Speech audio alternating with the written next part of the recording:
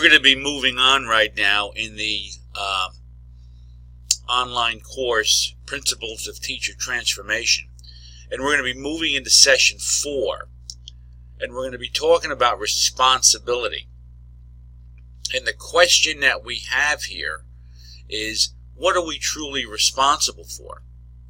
Oftentimes people can be so responsible for everything that they begin to resent it because of the fact that other people aren't doing their job. And then you have times when people are not responsible at all and everyone around them does their job for them. There is a balance that has to be struck in our personal and our professional life where we are responsible for what we are responsible for. Period. You know what the definition of worry is? Assuming a responsibility I was never intended to have. That's worry. And that's what we want to stay away from. We want to be responsible for what our responsibilities are. And sometimes that can be kind of tough. But if you think about transformation and you think about what you can do, not what everybody else is doing, but what you can do, you're going to discover that there are 5 areas that you have to work on and be responsible for. And we're going to start going over them right now. The first area that we want to look at is our thoughts. Our thoughts drive everything else that we do. They drive our words, our actions.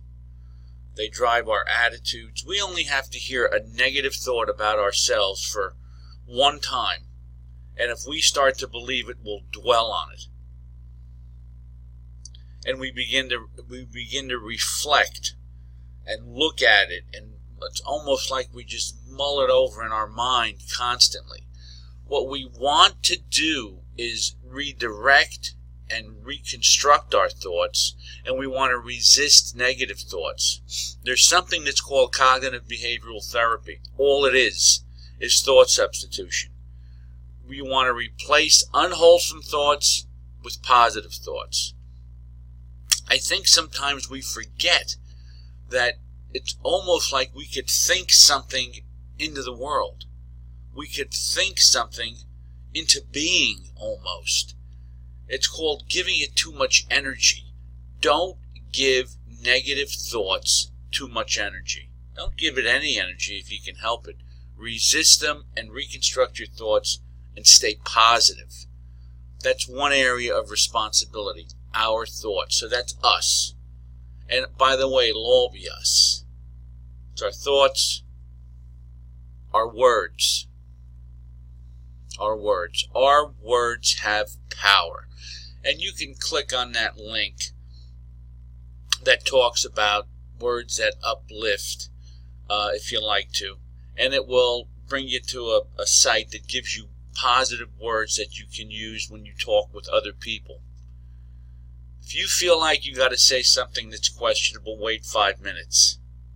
And also be aware if you had trouble at home and you went to school and you take it out on your students in school. Or if you have trouble in school, you bring it home, you take it out on your wife and kids at home, or your husband and wife or partner, or whoever's at home waiting for you. You take it out on them. Be aware of what you're doing. Be aware of what your words are doing, and be aware that people do have a memory. And unless they get amnesia, they're going to remember what you said. Oh, they'll forgive you, but they will remember that you said it. The other thing is, if you're using profanity liberally, stop doing it. Makes no sense. It just means a lack of vocabulary. And profanity and vulgar language just don't seem to fit in our profession because we're always trying to get the kids to stop using bad words. Words, that's us. Actions. Often we can get hung up with our upbringing, our imprint, who we are, and we try to use our circumstance or our experience to dictate our actions. Understand this. How you act should be determined long before you have to act. Does that make sense? Decisions about your behavior should be made well before you have to take action on something. Responsible actions build self-respect, and our reputation is determined by how we act. How people view us is determined by how we act.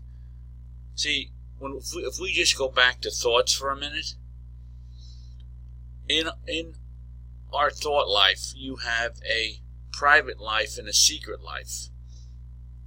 Private life, you may have just share with family some of the things that go on in your mind. Secret life, nobody knows about. But when you act on thoughts, and the thoughts leak out, and your behavior becomes public, that's the public life, that's when our reputation begins to get tarnished, or it begins to shine because of the fact, because of the things that we say and do. You got to admit when you're wrong and do your best to improve in your actions. Don't let circumstances dictate it. Don't let upbringing dictate it. Okay? We have to make sure that our actions are something that we are proud of and we can make others proud of as well. Attitude. Here are some key attitudes for transformation. Honesty. Being truthful with yourself. Humility. Understanding that you don't rule the world and a humble spirit is better than a self-centered spirit. Objectivity. Difference between the opposite of objective is subjective. You're not emotional and you're not caught up with emotion when someone says something to you or does something to you. Gratitude. We're grateful for what we have because of the fact that we have a job, we have family. We look at all of the wonderful things that we have and we don't focus on what we don't have. You want to be supportive, and with that you will be supported. Open-mindedness. You're ready to look at different things, and when you're ready to look at different things, you are willing. You put in the daily effort. You're open-minded. Now I'm willing to make change. Open-mindedness and willingness, two key areas for transformation. Now you can click on this video that's here in terms of practicing good listening skills. When we practice good listening skills, we let another person know how important they are to us. 5 types of listening: ignoring, pretend listening, then you have selective listening, then you have attentive listening, and then empathic listening, and they're all explained in that video. And when you watch it, you'll gain an understanding of it. I find it amazing that we spend hours working with kids in the area of reading, writing, and speaking, and we don't do anything in the area of listening. So watch the video. You'll enjoy that. That'll give you some insight in terms of how we can be responsible listeners. Responsible listeners. Now, the last one that we have, motives. Motives are based on our belief system. They're based on our view of the world, and they're based on what we believe our position is in that world.